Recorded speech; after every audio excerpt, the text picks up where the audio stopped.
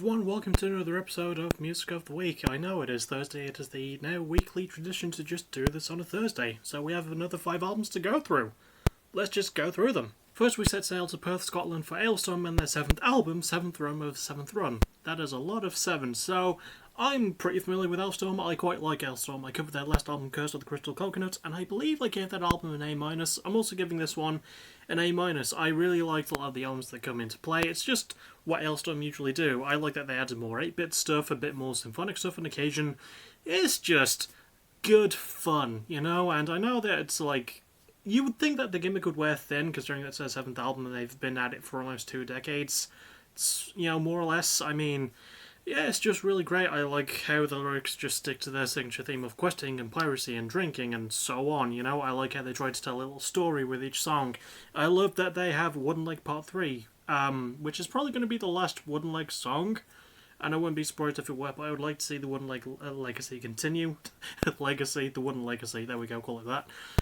Yeah, just solid performances from everyone as well. I'm glad that Elliot Vernon gets more chance to scream, and his keyboard work is still phenomenal. Guitar work is great too. The production is great. I think people don't talk about that enough with Alestorm. Their production is always really, really great. Pacing solid too. Just really good riffs and just a bit of fun. You know, it's pretty much more than you could ask for when it comes to Alestorm. They give you the good shit. Next we go to St. Catharines, Ontario, Canada for Alexisonfire and their 5th album, Otherness. This is their first full album in 13 years and it came out last Friday. It was released almost to the day of their previous full length before this in 2009 titled Old Crows, Young Cardinals, which was my first ever Alexisonfire album. I did miss it by a couple of years. In fact, I think I listened to it almost in the year that they broke up officially, because I wasn't as into heavy music at the time, but I am like now, you know, and 2012 was sort of like the year for me to get into it. And Old Crows, Young Cardinals was a great album. And this one, I've only heard 2 Alexisonfire albums, including this one, but I think this might be their best. I'm giving this an A+.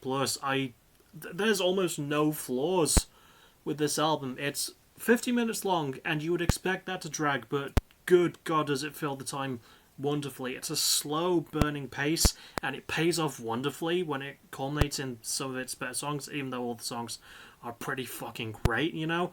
The instrumental work is phenomenal. The performances are great. I love the chemistry between Dallas Green, Wade McNeil, and George Petit. They're all fantastic vocalists. George Steele's bass work is Chris Steele. Chris Steele's bass work is brilliant. I love how much of a focus it is. I love Ratbeard's drumming as well. He's still got it. He can still go. I'm glad he was busy with Billy Talent at the time between as well, because he proved that he can still shine really well on the kit. The production is, again, great. Dine Alone is a fantastic label, and I'm glad that the band returned to Dine Alone. Just fucking perfect. A fucking perfect album. I think this is at least a top 10 contender for me. I loved everything about this album, so go and listen to it right the hell away. Next we return to the United States, or rather we go there for the first time in this video, and the only time in this video now that I remember, for Bitter Branches from Philadelphia, Pennsylvania, and their debut full-length Your Neighbors Are Failures. Now this one came out back in February. I by chance I heard one of their songs for an advert while I was waiting for a video on YouTube to load up, because I was intending to watch that. But this song caught my ear. I think it was like Along Came a Bastard was the name of the song, and I thought, oh, I'll check these guys out. Turns out almost all the members are from older 90s hardcore punk bands from like that Philadelphia scene. Well, actually more appropriately the New York scene. They just happen to form in Philadelphia. And I have not really heard of any of those old bands, but just because they're an old band doesn't mean that they can have a new perspective. Giving this album a B+, I really enjoyed a lot of what was going on. In terms of its delivery as an album, it felt more like a Sleaford Mod style sort of thing, where they're more like talking rather than like singing about it. The riffs are hella crushing. And I love how modernised the themes feel for a band who probably does political stuff on the daily, or at least they did in their like older bands. I'm glad that they still have that vibe like 20, 30 years later. And it all lands. I mean, there's not really many problems with it. Maybe it can take a while to make its point, but it's still got great songs. It's got a great point to make. It's got really good performances from everyone involved as well. I don't know a damn thing about anyone in the band, sadly, but they all do really well. They all do really great work. And yeah, this album was a pleasant surprise. I was not it would be harsh to say I wasn't expecting much, but like with the older style of stuff, I'm just like, okay, it'll probably be really good, and this album is really good. Like production-wise, it's really nice too, so should throw that in there. But yeah, maybe give this one a try if you want some old school New York style hardcore, specific New York style hardcore, brought into like the modern day. It's really well done. Next we go to Germany. I could not find the city for Future Palace and their second album Run. Now this is my first album by them, although I understand that they're a pretty fast growing band. I think their debut came out in 2020, and I didn't listen to that because I didn't know that Future Palace existed back then. I think this is another one that came about as a result of an advert for a song. I think that song might have been Flames. I don't really know. That's probably the most popular song, to be honest. And this album does get the lowest grade of the episode, but that grade is a B. So the thing is with the album, it's really good metalcore sort of stuff. I forgot to mention, obviously, the other genres for prior bands. I mean, I don't really think I need to mention them for Alestorm and Alexisonfire. But Alestorm do pirate metal, Alexisonfire do really good with Canadian post-hardcore, Bitter Branches do hardcore punk. There you go. So I've covered all those. Future Palace do a more hard rock leaning style of post-hardcore, and I love that they add in more of those sort of classic rock feeling elements and some really nice pop elements too.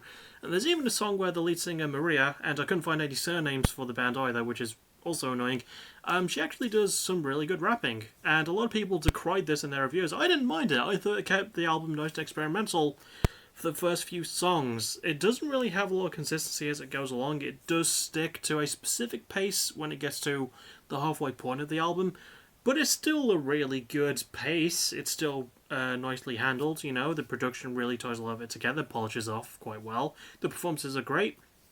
Even though I do have a main problem with the structuring, it is well handled for the most part, you know. The lyrical themes of self-belief and inspiration are quite nice, and they don't really feel like empty platitudes like a lot of bands can make it feel like. They are a band with a good head on the shoulders, and they're signed to a Rising Empire, which is a great alternative music label in Germany.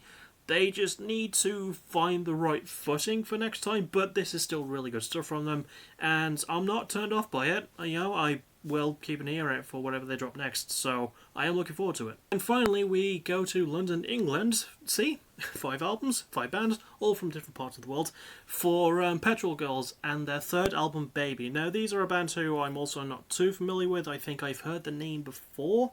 I think I might have been asked to cover them for backtracking, I'm not really sure, but they didn't have 3 albums at the time, but they do now. I'm still not going to do a backtracking episode on them because I'm ending it after this season finale's over. Point is, this album was really great. It's got that old school feminist hardcore punk feel, which I do enjoy, but again, told in a more modern way, and these are a more recent band than Bitter Branches are, technically speaking, so yeah, or I should get to the grade for the album. It's an A. I really liked a lot of the lyrical themes, very strong feminist themes about abortion, very on topic and on point this week.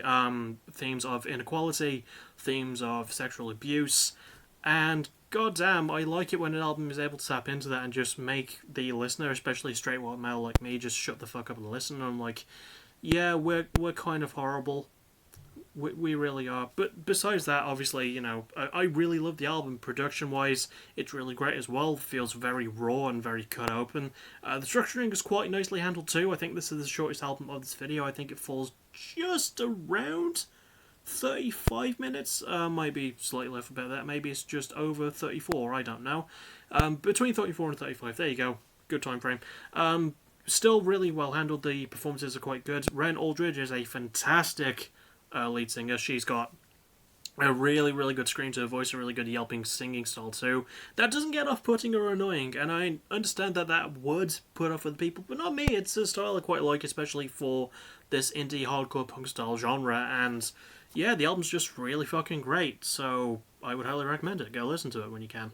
And that'll about do it. That's another episode of this, all done and dusted. The next thing I'll see you for will be tomorrow night. I don't know why I looked over at my door. For more streaming, Let's Play Psychonauts 2.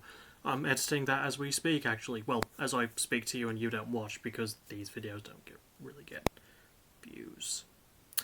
But still, to anyone who does watch my videos and watches my streams, tomorrow night, more Psychonauts 2. And yeah, basically that's it. Next video will probably be another Fight the Night review on Sunday. It all depends. So I'll see you all most likely for that in terms of my face, but in terms of my voice, tomorrow night, streaming. Yeah, that's about it. As always, Thank you for watching, you're awesome. Bye bye.